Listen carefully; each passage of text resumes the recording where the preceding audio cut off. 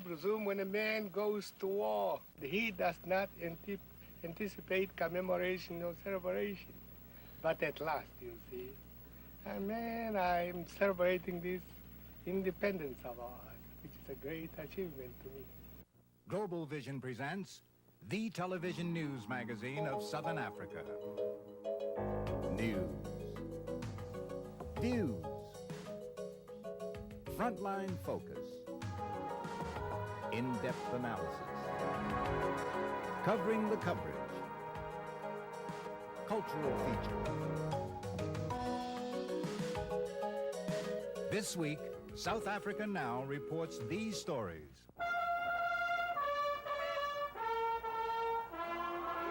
This week, a special report. Namibia, Year 1. Africa's newest nation celebrates its first anniversary free of South African domination. Omwenyo ndanyanyuka nendo ndikale ndino ngasho ntomsimba enoka enera ategamena yashikuchonto mati nonkintu kakere inekero yanje talichara tangisho epangerwe petaria yashindie kulu. This week, we'll look back at the struggle for freedom and ahead at the challenges of nation building. As we defeated the enemy in the struggle, we will also be able to defeat the enemy on this second phase of the struggle, and that is of wiping out poverty, illiteracy, hunger, and disease. Welcome to a special edition of South Africa Now, honoring Namibia. But first, with the uncensored news, here's Thandeka Gqubule and Fana Kekana. Dumelang. South Africa Now usually reports the news, but we are in the news this week with the announcement by Long Island University that this program has been elected for a special 1991 George Polk Award for its significant effort to keep American television audiences aware of the overwhelming oppressiveness of apartheid. At a time when South African problems had virtually disappeared from news coverage, the program devised ways to overcome censorship and provide first-hand accounts of the country's turbulent and its violent treatment of its black majority. Its vivid reports showed conditions of daily life, the disastrous effects of wanton environmental activities, police brutality, and the growing protest movement. For more than 3 years, South Africa Now performed the job that the general media were failing to do in informing the American public. We are proud to accept this very prestigious award. In a few minutes, we'll present a special report on Namibia. But first, these developments. The South African government has now officially introduced legislation to do away with segregation in land ownership.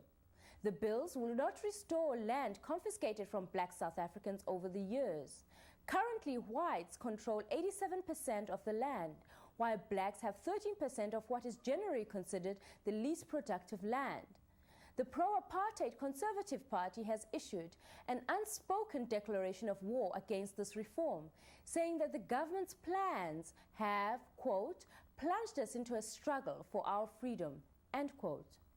Anti-apartheid activists, although welcoming these reforms, do not see them as addressing the fundamental problems. UDF leader Murphy Morobe. There is acute land hunger in our country, and land is so monopolized and dominated by white and the rich that there's virtually no room left for other people, especially where it concerns productive land in South Africa. And there has to be a very definite program that addresses that question. In fact, the situation could become worse if those who do have means now use their opportunities to buy land currently held communally by Africans in some areas or in trust. I mean, I would not pretend that we have the absolute answer to this issue of how land needs to be redistributed. It is something that is being looked at. Commissions have been instituted where organizations, and the ANC in particular, is really working at this question of the land. On the weekend of March 17th, another 18 were killed nationwide in political violence. And in Alexandra Township, 3 Inkatha members were killed outside a peace rally. Community leaders said the police had allowed the Inkatha rally to be held, while a magistrate had refused the ANC permission to hold a similar rally. Alexandra has now been labeled an unrest area. A key witness in the Winnie Mandela affair has admitted under cross-examination that he lied in earlier accounts about the details of the case to the police. Mrs. Mandela's lawyer, George Bizos, pointed to contradictions in the testimony that the witness had given to the police and then offered in court. A senior leader of the Conservative Party, meanwhile, was sentenced to a 14-day jail term for refusing to reveal the source for his charge that the de Klerk administration and not the ANC allegedly kidnapped a key witness. He has appealed the verdict.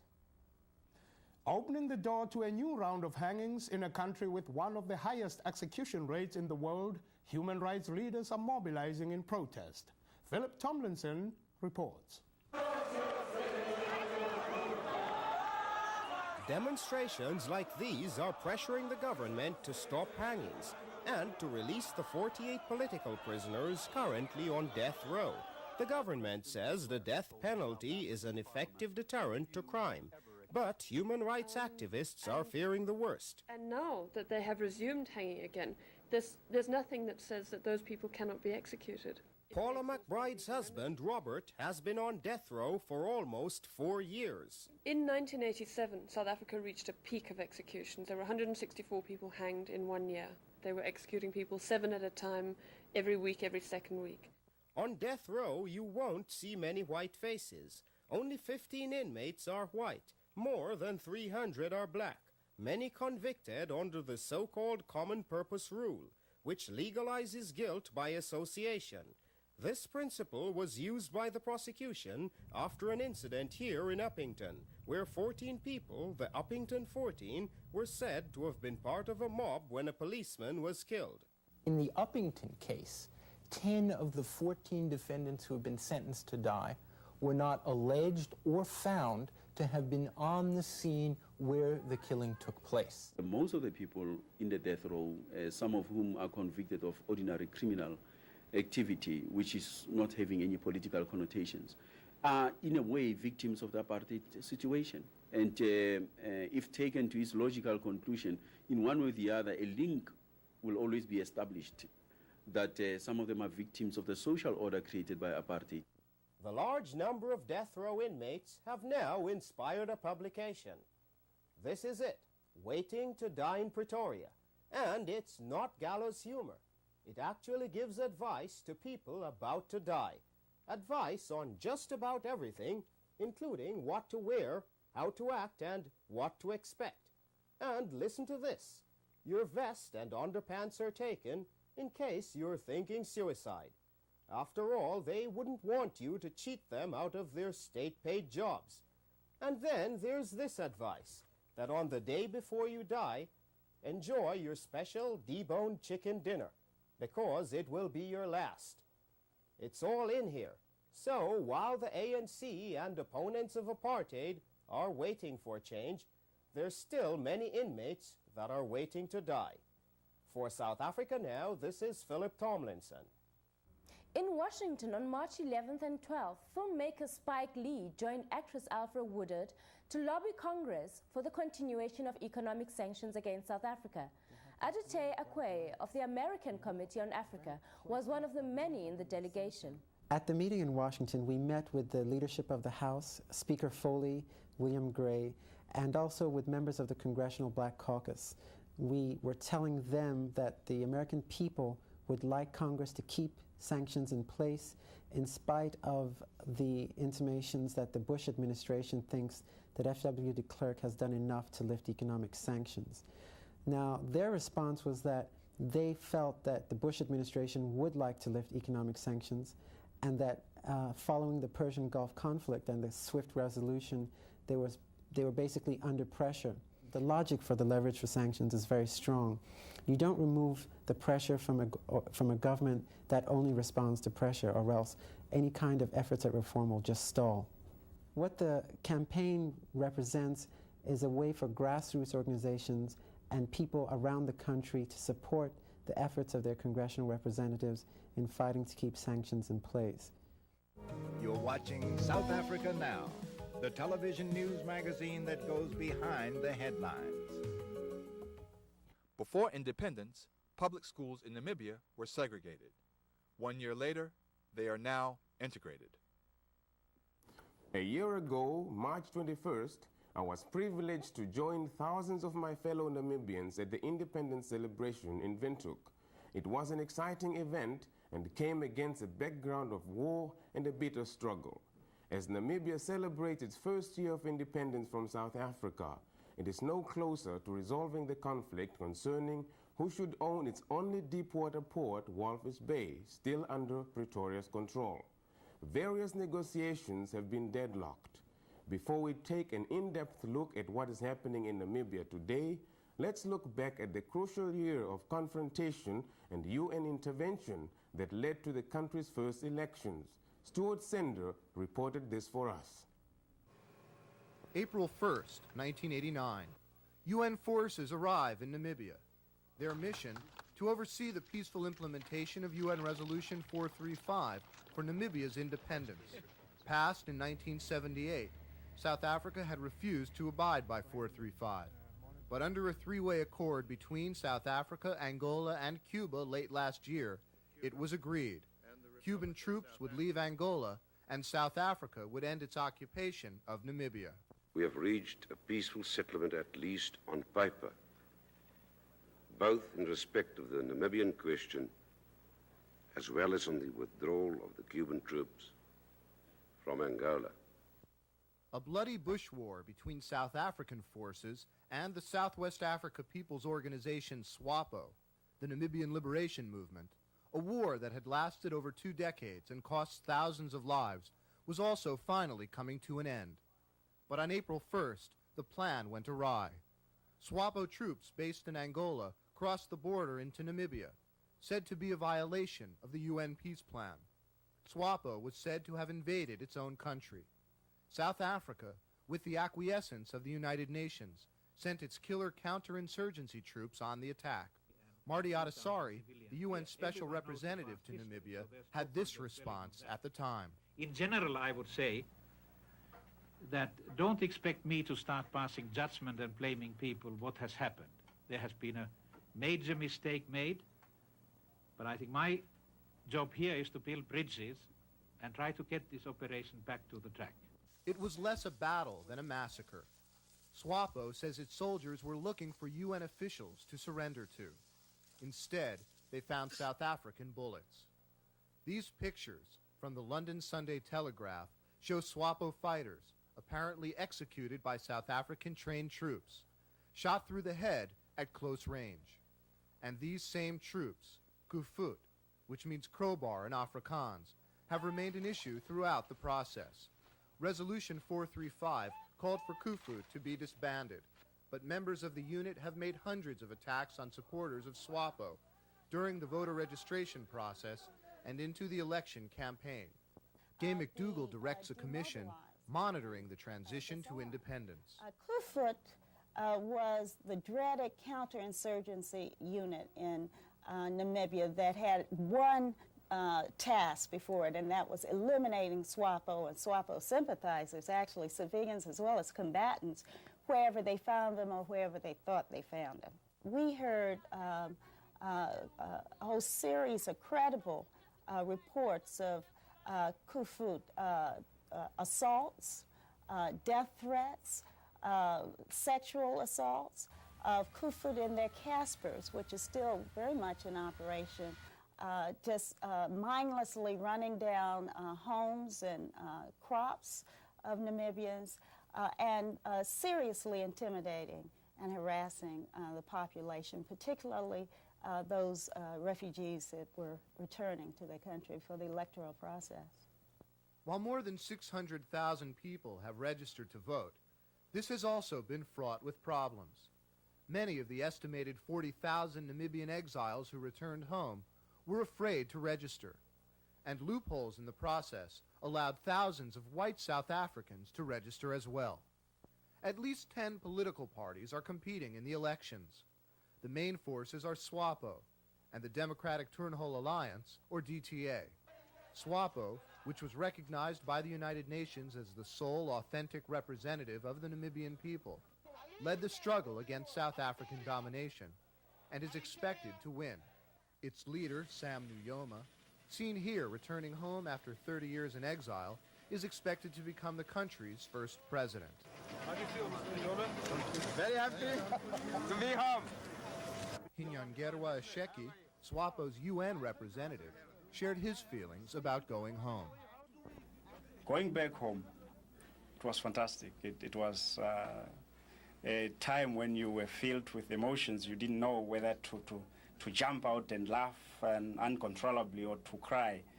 But it was certainly one moment that I will remember. Of course, I have been away from home more than 12 years now. And it was just a momentous occasion. Well, I really do believe that it was one of the most moving experiences that I've had.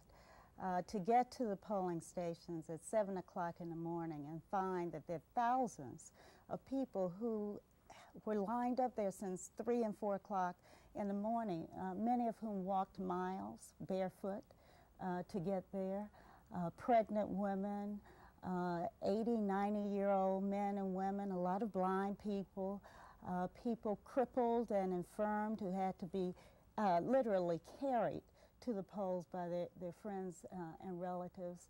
60% of the people were illiterate.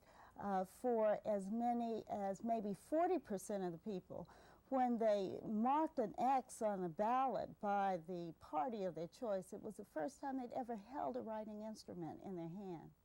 But all of these people came fully dedicated, very serious about their participation in this process and the importance of it. It's something we rarely see in the United States, that kind of committed voter participation. Today, Namibia is facing enormous challenges as it seeks to rebuild and reconcile its differences. Filmmaker Kevin Harris examined some of the challenges in Rebirth of a Nation, as did Nudon Video, producers of Winds of Hope. Here are excerpts from both documentaries. Namibia, Inkatha, Namibia, Inkatha. Liewe nasie bedoel eintlik, volgens wat ek nou kan sê, is dat dit nou nasie gaan wees wat gelyke regte, alles eintlik gelyk. Jy is nie gespannen en jy moet ek sê, mense is nie op jou nerves nie, enige ding. Jy is op jou eie. Jy voel soos 'n mens. My mother was born in Windhoek, and so was I. So I'm actually part of this country. I don't belong anywhere else. And I do believe that if I'm going to stay here, I'm not going to run away, walk away and do anything. This is my country, and I'm going to look after this country. I'm going to work for it. I'm going to try and make something out of it. There was a time when people in Africa thought that all you needed was to get political independence and then everything would fall into place. It has not happened that way. And I think the political freedom that we are going to enjoy from now on, now that we have adopted a constitution of a democratic state, must be accompanied by actual upliftment of the standards of living of our people. If you look at Namibia, you'll see that there is an unbalanced development.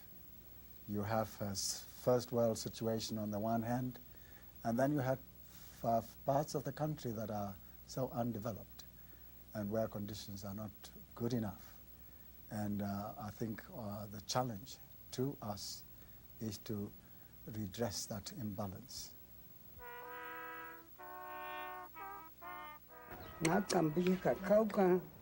Terang angbar nje, koi khoa ba khoda kaidan an kaisa,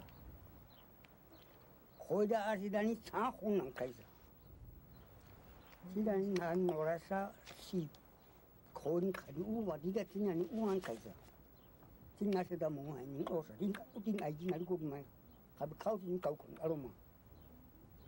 Yet was in an Sarkayakai. I do it and not rushing of Nahun and Hana and the Kovatas in Ugas. Could give an answer. How would they get Tanga? Come con here, Kaisa. And not Norasaki but Ankasa. No continuum I did Norasa on the Uakuni, Uankasa call it. In a good over Ua.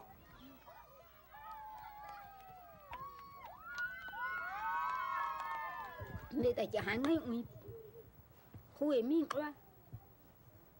who it in, who it in,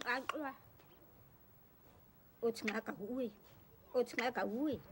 We have a hoop ni cut out me, huh? Come on, I get her.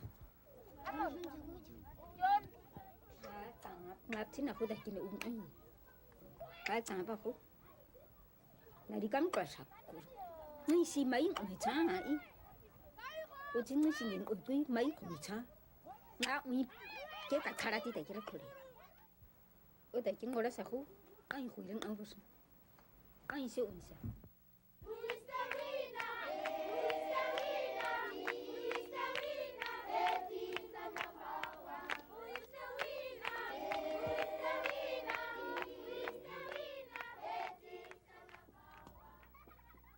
Omwenyo ndanyanyuka nendo ndikarendino ngashonto msimba enoka enera ategamena yashikuchonto mati nonkindu kakere inekero yanje tarichara tangisho epangerwe petaria yashindie kulu.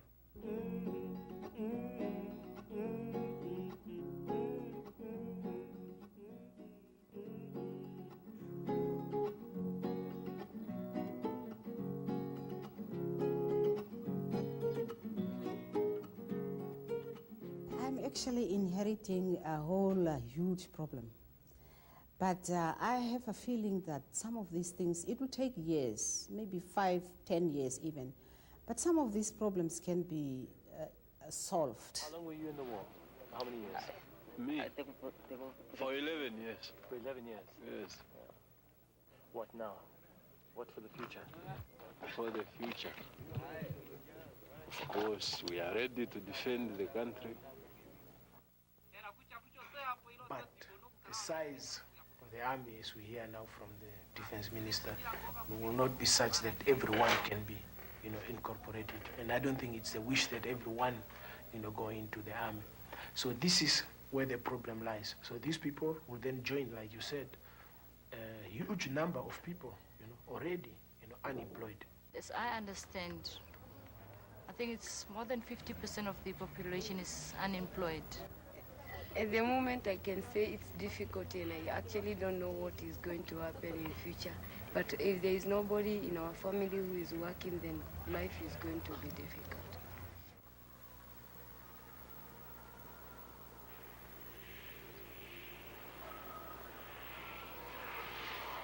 Ek werk van alweer wat hulle ek ken. Hy se bou aan swys aan pynde. Ek is alles. En hoeveel betaal hulle vir jou? Ek kry van R50 vir 'n maand. Laaste hierdie 2 maand van albei ek het nie gekry nie. As ek het homself gepraat, het dit my kos gegee. Ek kan nou nie sê aan hoe gaan nie, maar ek bly net sommer so die man wat hulle van Namibia se land wat hulle ken wers nie. Ek net so lewe.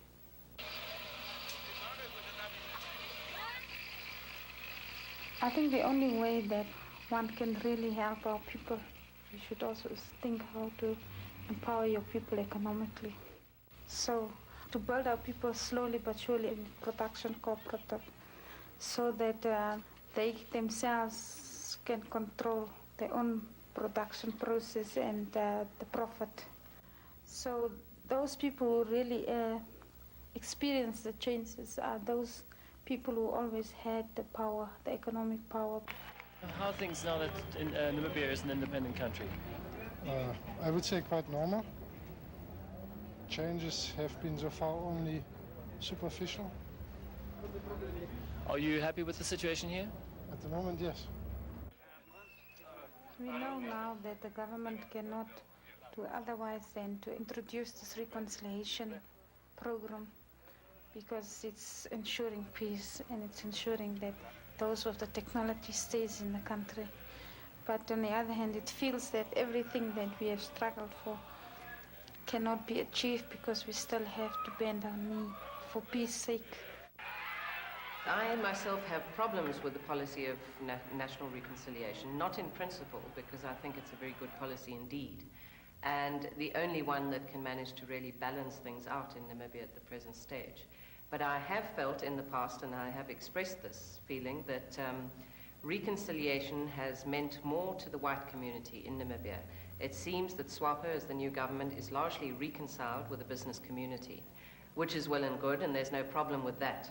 But while they have reached out the hand of friendship, it seems as though the white business community themselves have not responded in like manner. Particularly the whites in this country expected the worst of a SWAPO government. They really expected to see Marxists and communists, and instead they have someone who has been very conciliatory towards the business community here. But certainly SWAPO, unless they reach out similarly to the majority of the black community and start looking to their needs, are going to find themselves in problems at the next election. Thank you for watching South Africa Now. Our best wishes this week to producer Emily Kazriel, who is leaving the show and returning to England. If you're interested in any of the issues we cover or have an opinion on some of our stories, write us at South Africa Now, P.O. Box 1907, Canal Street Station, New York, New York 10013. South Africa Now is produced by Global Vision on a non-profit basis in association with the Africa Fund, a tax-exempt organization providing assistance and relief to victims of apartheid. They say in broadcasting that once you start winning awards, cancellation can be far behind. South Africa Now is, in fact, beginning its final programs. We haven't been cancelled, just not funded, which has the same consequence. We'll be going off the air in 6 weeks, but we do have some major specials planned. So we hope you'll stay with us. Next week, a holiday treat, an all-new South Africa Now music special. Until then, I'm Fana D. Kekana. See you next week. Mandela in America. The new 90-minute video can be ordered from South Africa Now for $25, which includes postage and handling. Write to South Africa Now, Post Office Box 1907, Canal Street Station, New York, New York 10013. A portion of the proceeds will help fund South Africa Now.